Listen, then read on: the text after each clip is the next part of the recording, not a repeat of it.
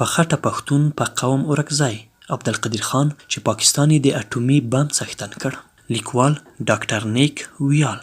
عبدالقدیر خان د عبدالغفور خان زوی او د مور نوم زلیخا و. دی په 1936 زیږدیز کال کې هغه وخت چې هندوستان او پاکستان سره نه و تجزیه شوي د برتانوي هند په بوپال ایالت مادیانومي ښار کې وزیږید. په 1940 زیږدیز کال کې چې هند او پاکستان سره وویشل شول، د عبدالقدیر خان کورنۍ په 1952 زیږدیز کال کې پاکستان ته لاړه او په کراچۍ ښار کې میشت شول. نوموړی د پاکستان په کراچۍ پوهنتون کې شامل او په 1952 زیږدیز کال کې له یاد پوهنتون د ساینس پوهنځي فزیک برخې څخه فارغ شو. نوموړی وروسته جرمني ته لاړ او هلته یې په میټریال ساینس یا مواد پوهنې برخه کې د جرمني برلین پوهنتون ولوست. کال 1940 یې هندوستان په بریالیتوب سره د سمایلینګ بودا په نوم د اټومي بم لومړنۍ ازموینه وکړه. په همدې کال عبدالقدیر خان هالند کې و او هلته یې په هاګ کې د پاکستان د سفارت له چارواکو سره وکتل او ورته یې وړاندیز وکړ چې دی یعنې عبدالقدیر خان پلان لري چې پاکستان ته هم د هندوستان په څیر اټوم بم جوړ کړي.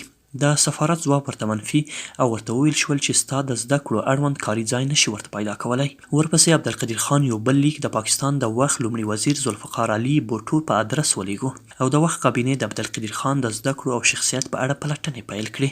د یادونې ده چې پاکستان کې په 1972 کال کې د اټومي بم د جوړونې چارې د منیر احمد په نوم د یو فزیک پوه په مشرۍ پیل شوې. له ذوالفقار علي بوټو سره له لیدنې وروسته عبدالقدیر خان ته سپارښتنه وشوه چې تر یو وخت پورې په هالند کې پاتې شي او د یورانیمو د غني کېدو یا HU په اړه لا نورې زده کړې او کار وکړي.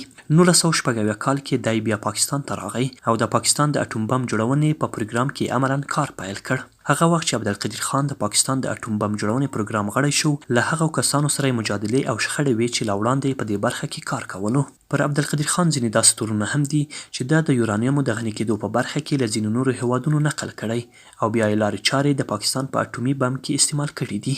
1998 زیږدیز کال کې هندوستان د اټومي وسلې بله ازموینه وکړه او دې سره د همدې کال په مې میاشت کې د عبدالقدیر په هڅو پاکستان هم د بلوچستان ایالت په چګای دښتو کې خپله لومړی او بریالی اټومي کوپړۍ تجربه کړه او دې سره پاکستان د هندوستان په څیر د اټومي بم څښتن شو.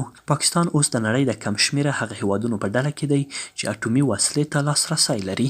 نوموړي د پاکستان په بېلابېلو حکومتونو کې دندې ترسره کړي دي او د پاکستان ولس او حکومتونو لخوا په درنه سترګه ورته کتل کېدل.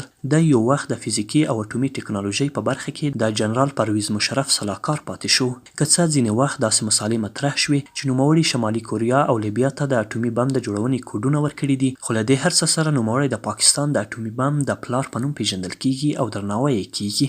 د همدې کال د اګست میاشتې په 26مه نیټه عبدالقدیر خان په کرونا ویروس ککړ شو او د نوموړي په نوم خان د څېړنو او لابراتوار روغتون کې بستر شو. نوموړي د سږو ناروغي درلوده او د 2020 کال د اکتوبر په 10مه اسلام آباد کې ومړ. د پاکستان لومړي وزیر عمران د نوموړي پر مړینې خواشیني ښودلې او د هغې کورنۍ ته یې تسلیت وړاندې کړی دی. عمران خان پر خپل ټویټر لیکلي چې د عبدالقدیر خان د وصیت اړوند به هغه د فیصل جومات په انګړ کې خاورو ته وسپارل شي. د یادونې ده چې عبدالقدیر خان په خټه پښتون او د پښتونخوا په اورکزیو ټبر پورې تړاو درلود.